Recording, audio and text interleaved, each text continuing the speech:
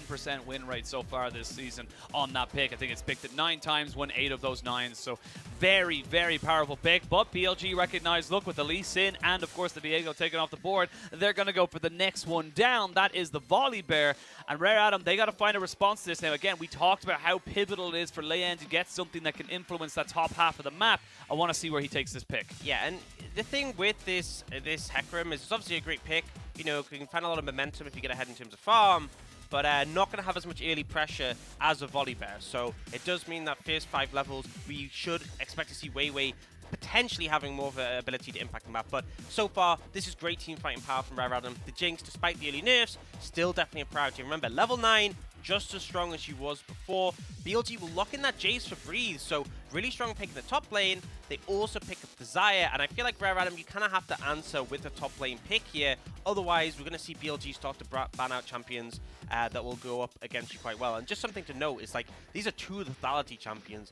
Very high amount of AD, but also if you pick something that can sort of withstand that pressure, has a lot of value. I'm actually going to go for the LeBlanc here, so instead prioritizing that mid lane pick for Strive, giving a good matchup, and now you can ban away picks that have a good matchup into it. Yeah, again, Rare Adam's kind of calling the bluff, saying, look, you can't ban supports and top laners on your second rotation. We're going to take the mid lane. You're going to have to choose between one or the other, because I would imagine BLG will want to ban things like the Tam Kench, things that can get safety into the Jinx and make sure that this lethality Xayah, which we imagine will be comboed in with the Rakan, aren't going to be as effective in the laning phase. Yeah, we see the Renata ban. This is very specific to Crisp. Best performer on Renata. People have huge respect from his solo queue games. 100% win rate on it so far as well in the league, so getting rid of that one as a big threat.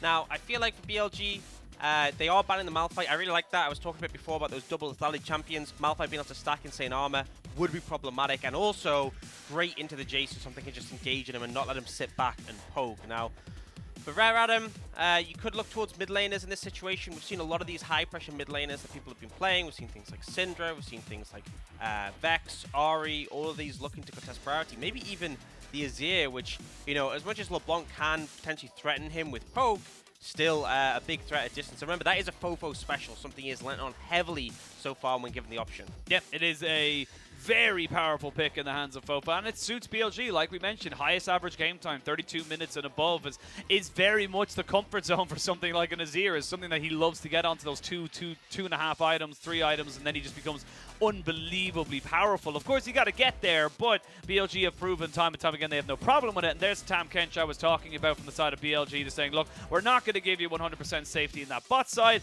but Rare Adam will still get first pick in the support.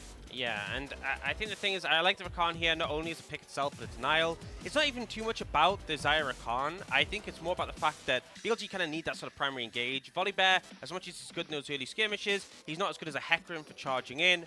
So with the Leona band as well, I think Rare Adam take that one quite comfortably.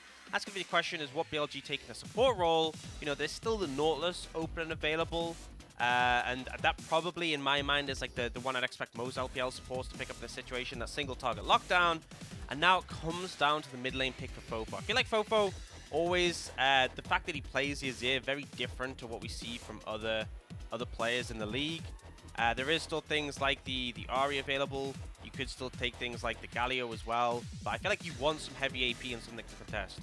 See what he wants to go for. Again, plenty on the board. Covering every single mid lane. I was going to say, he's literally just pressed the mid lane tab on the champ select and just cycling through them. But it is going to be the Ahri going into that mid lane. Like you said, still got a lot of pick potential, still a lot of ways you can work with it. Rare Adam thinking about their last one, the Wukong, an old school counter into the Jayce. Yeah, something that has a good matchup. You can trade with him early and then use your W to disengage before he answers back. But we'll see what he ends up looking at. I think the Ahri, we did say it's been nerfed, but it's kind of minor. This is kind of a skill matchup into LeBlanc, right? We've seen this one played out multiple times. I remember Scout playing the Ahri into LeBlanc, really excelled in the matchup. But for me, in my mind, you know, a lot of level 6 power from this mid-jungle from BLG, right? I look at VOlibear, something that can lean in the side lanes and dive. Ahri as well can do that fantastically. And this is, you know, a sort of composition where I feel like BLG have put themselves in a spot where they have the tools, but I want them to be more proactive, right? I feel like bot lane, you know, as much as Rakan scales pretty well and can hold his own, not the best at sort of dealing with dives because he's so squishy. You have a Jinx as well who's going to be weaker in lane now than she used to. And I feel like for the side of BLG, I want to see a bit of proactivity. And that's a big question mark for me. Have they shifted things up since we've gone into playoffs? Are they going to use these tools they've drafted for themselves? Yeah, we'll have to wait and see what they're going to go for them. But looking at the two compositions, how do you feel like in terms of strength of these two guys? How confident in which team are you going to be looking at towards this first game?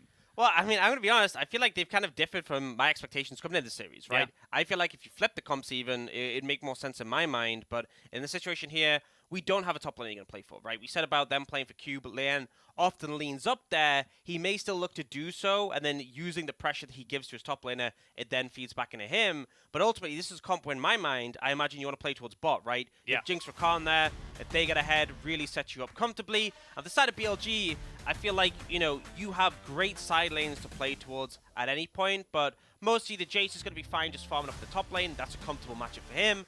Bot lane, you can definitely set up on that. You have good CC layering, and it's a composition that, to me, suggests some proactivity, so I'm hoping they bring that out. We are going to wait and see how it all unfolds. It is the first game of this best of 5. We added 2 more games onto our regular season best of 3s. RA versus BLG. And momentum could mean everything. We come into this game with RA looking to try and play a little bit of an upset, and BLG looking to kind of just, you know, ascend to the expectations that they themselves have set themselves. 100%, and to sort of redeem themselves for a questionable split. I think there are always some moments where, like, is it going to be Uzi? Is it going to be Doggo? As of now, they've committed, but, you know, I don't even think that was the main thing. I don't think the AD carry was the problem with BLG, and I really don't think it boils down to an individual member. It was how they're playing as a team, so they come in. I feel like the draft priority is a little bit different from what I expected. I'm excited to see if we start to see some more movement, right? And I'm looking at WeiWei in particular. You have the VOlibear, right? You first pick this. It is a really impactful jungler because it's so strong in the skirmishes. And then at level 6, you have that dive potential. I am looking for that from BLG. I'm looking for that early activity, especially when one of the big things we've seen into Hecarim is that you can invade him, you can challenge him, vulnerable and weak 3-6 because you have no flash, and also you just don't match the skirmishing power earlier for the junglers. That's what BLG want to do, and I think, like you mentioned there as well, the scaling side of RA is very, very powerful. So we're kind of expecting to see RA just take it a little bit slower, as you know, not as traditional RA regular season as we've seen so far this split, but get the Hecarim to level 6, have that big power spike with the onslaught, the unstoppable onslaught, and of course the onslaught of shadows. A lot of onslaughts coming out for the side of Rare Adam, and just to try and get as much gold into this bot lane as you possibly can. Of course, you mentioned it earlier that this is very much a lane that we haven't really seen do exceptionally perfect for the side of Rare Adam. iBoy has been very much known to just randomly get caught out for no real reasons. Yeah, I think there's a big thing I would talk about for both iBoy and Doggo is, you know, they've had definitely good moments to split, but also I think the thing is the consistency. I think both have had moments where they've overstepped and team fights being brought out, and that has been pretty costly. But we'll see how things develop on the laning phase. I would say typically what we've seen throughout the season is that BLG's bot lane have been the most active sort of in lane in terms of trying to set things up, trying to spark some aggression. And it'll be interesting to see if we have it out here. For now, though, despite the nerfs to Jinx, right, to the AoE from the rockets and everything, still able to find that early priority because, yeah, champion's still pretty broken. Yeah, again, like we said, the Jinx and the Zeri, which both saw activity in the pick and ban phase, despite them being heavily nerfed, still feeling pretty damn good as we can see the full clear coming out from Leyan. This is the power of the Hecarim. You're able to get all of those camps done and dusted before the scuttles even spawn. But WeiWei is going to take the top, Hecarim's going to take the bottom, and we're going to see both junglers just taking a nice handshake to keep farming up. Yeah, just taking their time, and we saw Leyan pretty efficient with his clear, right, doing camps 2 at once to try and make things a bit faster. I don't expect too much from him in the early levels. I expect him just to continue on farming and then resetting, looking for that level 6. I think that's the point where Hecarim feels a lot more comfortable because you have so much more power afforded to you with that engage potential. We'll have to probably wait until we see any real kind of action happening, unless there's a solo set up in either of these lanes. But looking at these two teams and how BLG basically, you look at RA, and RA got picked apart in the in the offseason of 2021. They used to actually be FoFo's team. That used to be there with with Hung as well. So they lost a massive core part of their team. But despite that, they've invested time into some early early LDL talent. Strife has been a fantastic addition. Yes, he has not been perfect. He's not the greatest mid laner to ever grace God's earth, but he is still doing very, very well. And when I always think about Strife, I always think of things like the triple kill, the instant triple kill with the Corki that he had earlier on the split. So you can see there with the win rates coming up here, this is still positive gaming here for the side of Adam. And for BLG, this roster was built for success. This roster was built to win championships, or the bare minimum be contesting for them. 100%. I think anything but. Like, they go out this round, it is a humongous disappointment. I think you look at players like Strive, there's a lot of room for growth. I'd say the big moment for me was the series against RNG, which they won, where Strive outperformed Xiaohu, just really applied so much pressure in the laning phase both games. And sure, the matchup was good, but has to be said, oh, looks like we might get a gank coming in. There's no mana here. He gets slowed down, breathed in a lot of trouble. Will get the flash. Nicely timed there. Leyan does not quite get the knockback in on time, but good proactivity from RA. And where was it? In the top lane. Yeah, even if you pick the Sion for Cube, it doesn't really change anything. We still get Leyan. The more things going. change, the more they stay the same. Yeah, and you know, the thing is, without that flash available, it puts you in a precarious position as the Jayce, because Jayce and the Sion is a matchup where you can just kind of harass and farm up for free, and the Jayce very comfortable. Here we go, though. There's going to be a 50-50. Leyan is here. They only have 450 on the smites. His WeiWei has to flash away to go straight on top of him as the level 5 is still there. First blood going over to RA. Chris flashes in to get the auto attack onto the Hecarim, who's still going strong, still trying to put down the damage. Not quite able to make it. There's another charm coming in, but it's not going to be the real Strife. It's going to be the clone as they stop the dragon from being taken. So RA being proactive to make sure that they're not falling behind in the objective game. Yeah, and that play actually went really well, all things considered, right? We talked about the strength of things like the VOlibear and the skirmishing.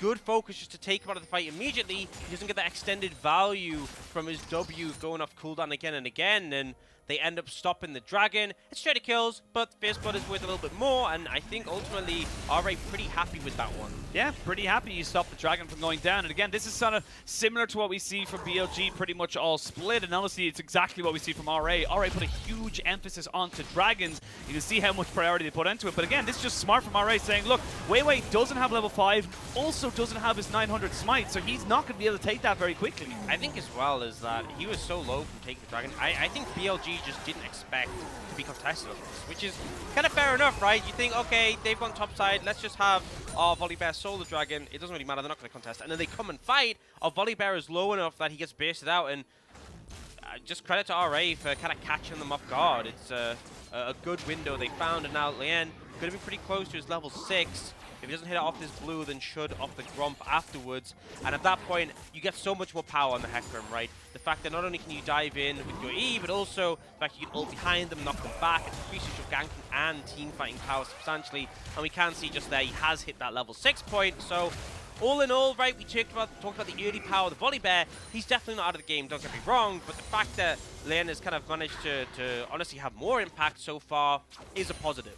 And Leyan is such an interesting character or player for the side of Rare Adam. You watch him some games and you're thinking, oh my god, he could be the greatest player. He could be MVP of the split sometimes. And then in other games, maybe not so much. You know, he does have some happy games, shall we say. I mean, I would say it depends how you define MVP. If it's in terms of most valuable players, and I am the most valuable player for this team, I'm going to hold that thought. Here we go, Onslaught of Shadows. They stack the CC, and FoFo goes down. 2 kills to Leyan, who's the MVP of our hearts. Yeah, I mean, beautiful play, right? Great setup, and that's one of the power of the LeBlanc, is that if you dash in and land that chain, you can layer the CC like that and give no opportunity.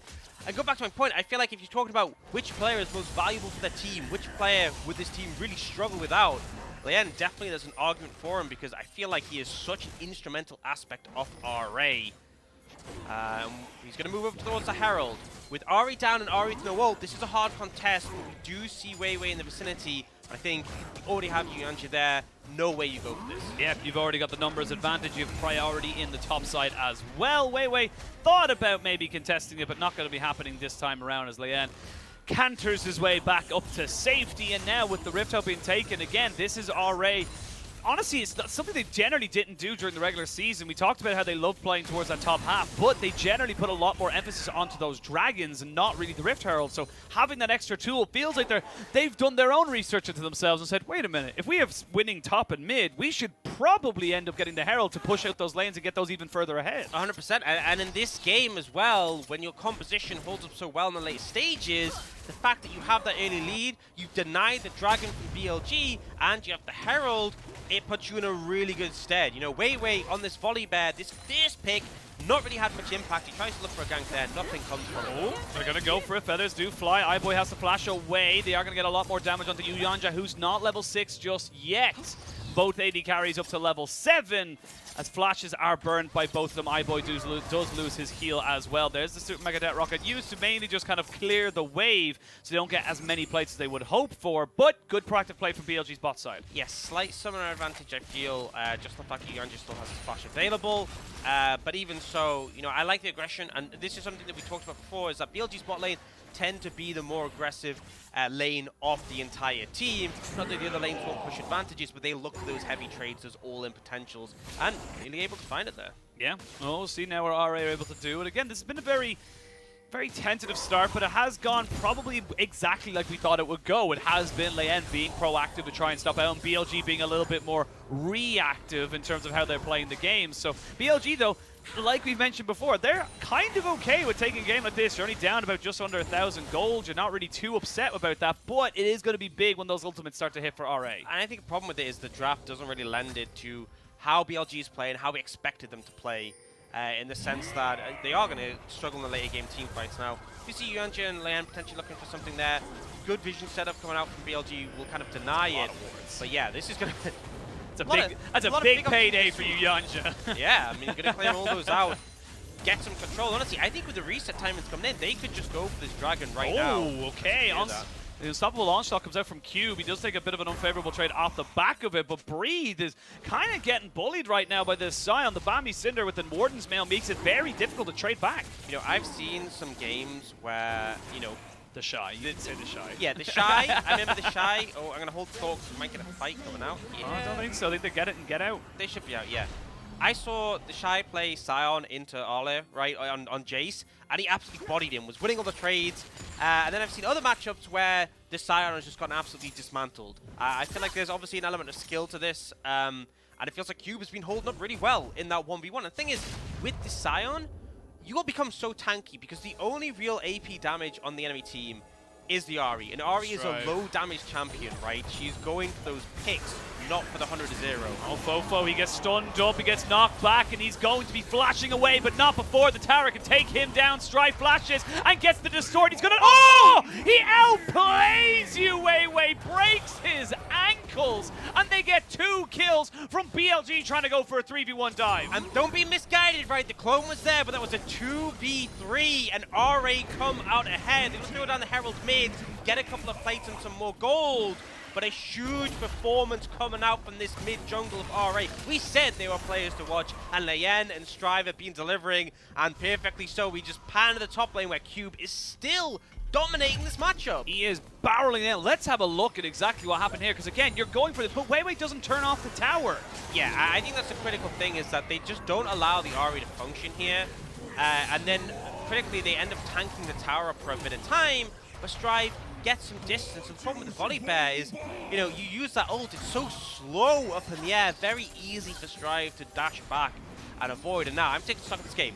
3,000 goal lead for RA. They have the dragon advantage. Mid tower's already low from that Herald, and I feel so confident in how they're going to scale up in the later stages. I'm worried for BLG in this game 1. I mean, honestly, like, if you were watching any of the other regions, a lot of people say, look, blue side OP in this patch, 12.5, they feel like you get so much power with that first pick, but RA saying, look, we have the answers to everything you can throw at us, and this is just great reactive and proactive play from RA. They just seem like they're on the better team right now. And that's something we said as well for the changes we saw in the patch, right?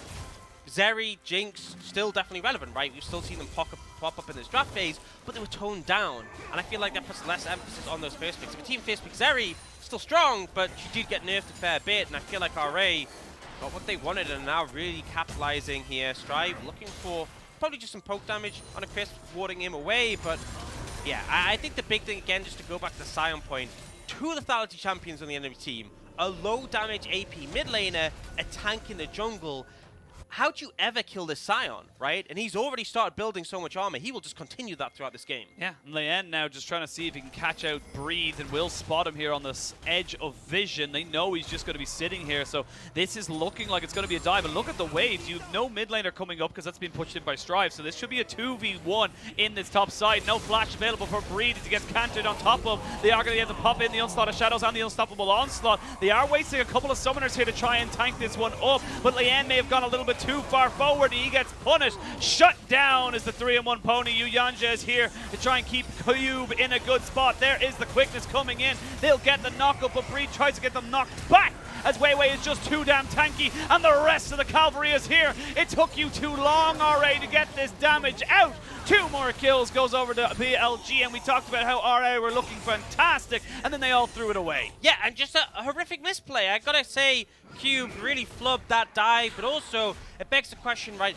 2-man dive, right? If you bring the third, if you waited for Strive, if you waited for Yuyanjia, it makes all the difference. And it felt like they rushed that one, and that's why it really backfired. And I think ensuring you have that third person is important. And you may say, well, you know, if they waited longer, enemy team gets a chance to react, okay, then don't go for play. Yep. You didn't need to, you were so far ahead, and you give up so much gold here. And I think the critical thing is Cube's ult not hitting. That whiff was so substantial. And in the end, he goes back to drop tower aggro. That means he's now trapped in the tower. And as much as he doesn't have aggro, he doesn't have the ult to get out. 600 gold secured for WeiWei here. And then the extended passage of play. Yuyanjia, the problem with this is, like, sure, you go free, but Strive can't get there. You can't burn all his mobility to try and finish him off. And it just ends up such a big mess. Oh, Breed, though, going 1v1 versus Strife, and Strife gets himself a solo bolo. Well, RA trying to stabilize it a bit more there. You know, I said bring 3 or just bring Strife, and that's enough. LeBlanc, pretty powerful, let's be real right now. And again, yeah, like you said, RA a little bit botched. It definitely was a bit of a slap on the wrist to say, look, you can't be taking this too lightly. BLG are still a fantastic team that can react accordingly. It will be a trade, though, on the sides, as FoFo should be able to get this tower as we look at the picture-in-picture. And yeah, it's just, once he uses all his abilities, Strife is just stronger. I think particularly the fact that he, like, uses all the abilities, ends up out the minion wave, allows the chain to come down. In a lot of these situations, if LeBlanc lands the chain, it's just like, it's not just extra damage, the fact you're locked in place means it's so hard to outplay. And we will see an answer on the top side with this tower taken, but obviously mid tower's already gone down to RA because they weakened that one earlier. They picked up a second dragon. We talked about how they love to prioritize those. Everything looks to be going in RA's favor. Despite that play, that mistake, they're still up in gold, they're up in dragons, their comp skill's better, they're super comfortable, and I'm starting to feel a bit worried. And it's a mountain soul right now. You're looking at RA's composition with a Hecarim and a Sion. Yeah. How do you kill them? If you were able to get up to soul point, you just don't. And I think a strong element of BLG's comp is Jayce, right? You always think of Jayce as someone with a long-range shock blast, can be difficult to deal with. But two things is, one, there's great engage to deal with that, but also you have, you know, a pretty bulky Hecarim, a tanky Sion in the top lane with the Mountain Soul as well. They'll just be able to soak those shock blasts and then look for the fight. And something to note is that we've seen Leyan, we often saw phase rush chem tank from Hecarims, but there's also been talks about Conqueror, Divine Sundra, and Frozen Heart, where, you know, in those extended fights, you end up having so much value. So Leyan is going to be putting out a lot of damage. With the chem tank build, you are very bulky, and you also get that empowered auto on the first one, but this is a horse who wants to stay involved. Yeah, and again, you're looking at the composition they have. RA will be looking for those long extended fights. You've got the Sion to be able to keep people busy. The Rakan with the shielding and the charm should be able to keep that fight going as long as it physically can. But for BLG, you're now trying to figure out where you want to go with this Rift Herald. And as I say, that Strife is trying to see if he can get maybe a solo again. Looking to take on 2 heads on one particular day. There's the Super Mega Death Rocket whiffing by as Leyan's going to say, look, I'm sorry, my lady. Let me take this tower aggro for you. Goes in with the Onslaught of Shadows, but should not be able to find anything. Rift Herald has been dropped in this bot side. Leyan needs to be careful. Again, he's gone with the Divine Sunderer build and no real magic resistance. But I think it's just a matter of time before FoFo eventually gets taken out. They're going to try and donate this one over to the Strife Fund of mid laners. And that eventually goes down, but BLG get 2 towers because of it. Yeah, a very extended play, and they do eventually get the kill, but there's a trade-off on the other side, and we're seeing that gold lead get smaller. So I gotta say, RA making some fumbles. I still feel confident, right, with how they are in terms of the state of the game, but BLG have been answering back, which is critically important, because I think particularly when we see, you know, a big spike for them will be Manamune completed for both Breathe and Doggo, combined with a Mythic. So you can actually look at the inventory. Both of them are pretty much the same amount of stacks, right? About to have the Manamune Breathe just finished his, but hasn't completed yet. Doggo is a similar place. I feel like that's where they spike hard, right? In that mid game. And that's where they need to try and find favor in this game. There'll be a dragon fight in 220. I think that's where it's all going to come to fruition. And critically, if they do win that dragon fight, Baron will be on the cards. Well, second Adam finished up there for Strife, who was 3-0-2, having a fantastic game on LeBlanc, gone straight for that Void Staff. So already kind of saying, look, I recognize there's quite a few Merc Treads being picked up here. I just need to burn through these health bars, these very squishy individuals, and he's going to be able to do just that. Let's take some quick stock of where the items are and where everyone is setting themselves up on the map. Gale Force finished up by iBoy. Apart from that one little play, he's actually 20 CS up. He's doing this. He's been quietly farming himself, and like we said, yes, the laning phase of the Jinx has been nerfed, but the late game Jinx is still incredibly relevant and has just finished up the cull as well. Yeah, so he's going to have a second item soon. Been in a really strong spot. I am going to say something, though. Minute 30 until that dragon. RA don't need to fight this, right? I think that's the important thing, is BLG, they're on their spikes. They don't want to let RA get to soul point. They kind of forced into this one. But I think for RA, it's about saying, okay, are we actually in a good position to take this? Because maybe they don't get the right setup. Maybe they can't find the right angle for Strife to apply pressure. I think it's very important for them to assess that. And remember, if they let the dragon go, it's just one dragon. I feel confident in the champions in the later stages. And again, I'm looking at those Manamunes. Just seeing Doggo's fully stacked. Breathe is about to get his. This is a big spike. It's risky, is all I'm going to say on this. Very risky. There's going to be the first accelerated shock blast. You can see already iBoy down to about 2/3 of his HP, meaning he has to back himself away. Does have that finished up rapid fire cannon, even a pickaxe on the back end of it as well to keep him nicely topped up in damage. Manamunes have all been upgraded into Muramanas now for both the Jayce and the Xayah, like you were just talking about. 30 seconds until the dragon has spawned, and all summoners should be available. FoFo should have his ignite as well. I will say Cube not working with a teleport, he's working with 2 combat summoners. Got himself the exhaust and the heal to try and help out his team, as RA are making a statement right now as they find Chris, but a little bit of a lazy rotation, and that's a flash burnt by the Nautilus. That's a part of your key engage no longer available. I think BLG got to give this up. And did you see FoFo just landed the charm on a cube? Nothing. No MR. And he just does like so little damage. And this is the problem. You know, RA, as much as I said they didn't need to fight the dragon, they find a good setup. They chunk Crisp out and they're able to scare it. Yeah, I mean, you're right. They don't have to fight it because they'll just get it for free.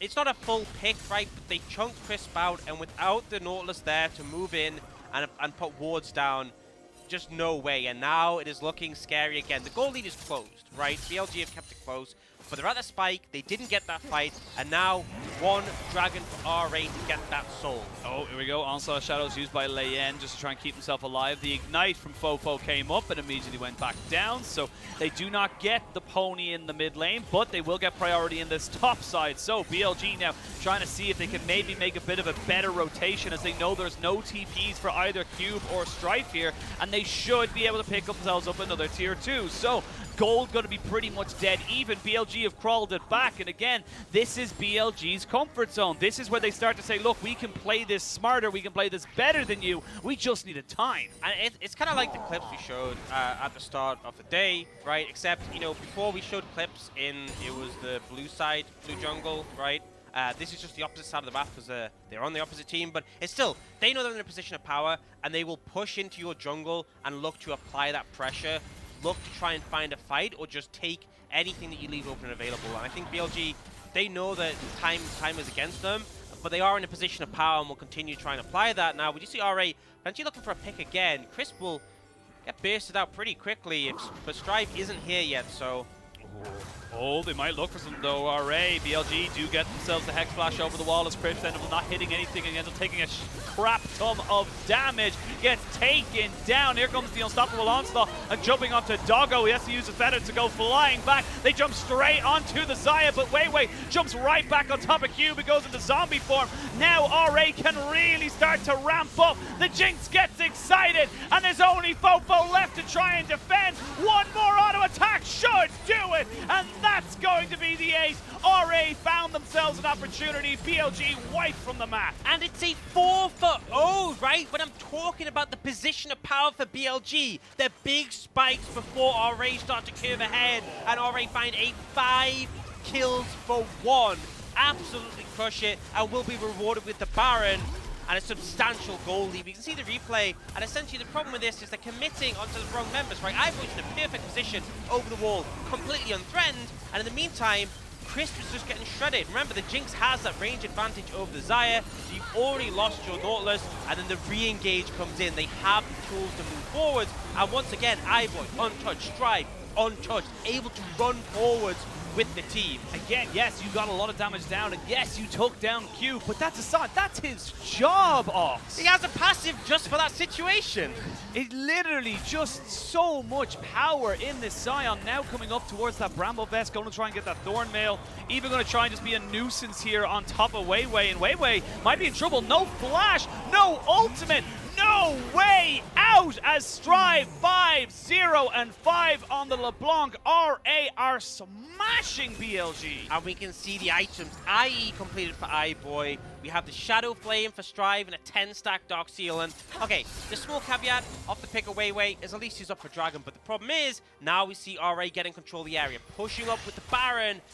You know, 1 Dragon away from Soul. Things are looking disastrous. Right now, it's a 5,000 gold lead in favor of RA.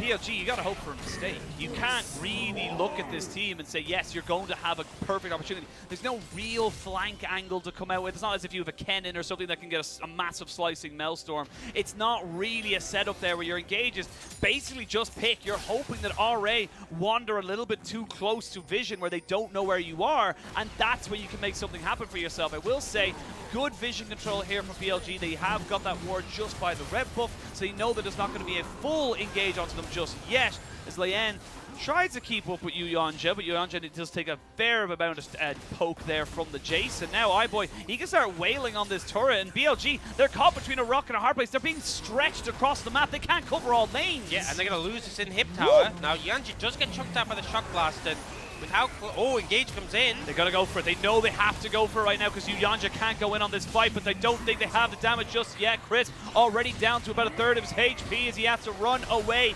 These health bars on Cube and on the side of Leyan are just too damn big. RH should be able to reset, get themselves back out onto the map and get this Dragon. And the problem is, right, is building a flash from iBoy is huge, but Dragon is too soon. You've lost the Ariel, you've lost the Nautilus ult.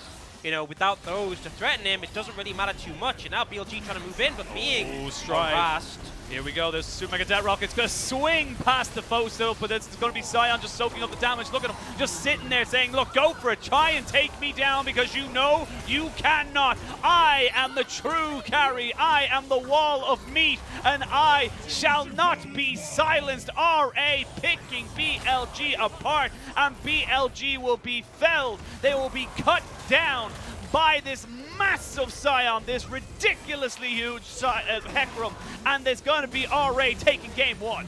Yeah, I mean, they're just going to TP and look for the end. Death timers are long. Only Crisp will be up in time. And with the Baron still available for a couple of seconds, he's going to make the push even easier. Now, Crisp spawning up. FoFo is an 8, but with the Jinx hammering at the tower, that should just be it. Game 1, we said there's going to be different setups here. BLG and RA taking very different styles in terms of how we thought they wanted to play the game, but they played it just exactly like we thought they would. Ended up being a massive victory there for RA, and RA, you got to be happy with that. That looked confident. 100%. I think it was convincing. I think the big thing was that Leyan and Strive looked exceptional, right? Yep. It's kind of what we've seen throughout the split where they've been the big talking points. And, you know, we did see some play towards Q, but he wasn't that silent, still held up fine and really just shut down Breathe. But my question marks are just all towards BLG. Like, I saw this draft come in, I'm like, whoa, maybe BLG being like, look, let's shake things up going into playoffs. Let's look to prioritize the early proactive play. Yep. No, they just drafted like it. And I feel like if you play one way and you draft the other, it's not going to work. No, it really, really isn't. But for RA, they drafted for late game and were still proactive, and they still got themselves the early advantages. And that's the scary thing, is that if when you pick up things like the Sion, the Hecarim, and the Jinx, if you don't fall behind and you're just getting further ahead, you're just accelerating. Look at the just Yeah, 100%. I think the thing is as well is that, like, just because they're like late game picks or scaling picks, it doesn't mean they don't have that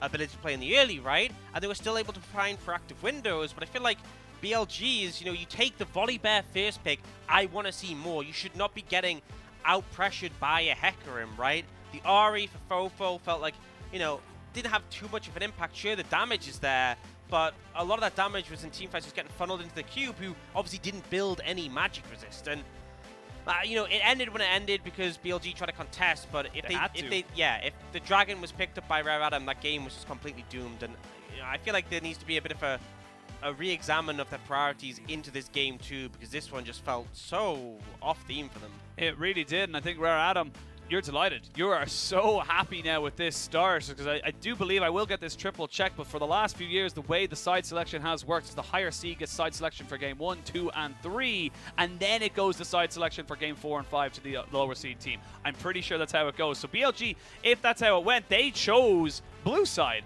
and they just got roasted. That's the only way I can put it, because RA just had an answer for absolutely everything. I do think that, yes, the Jayce is fine.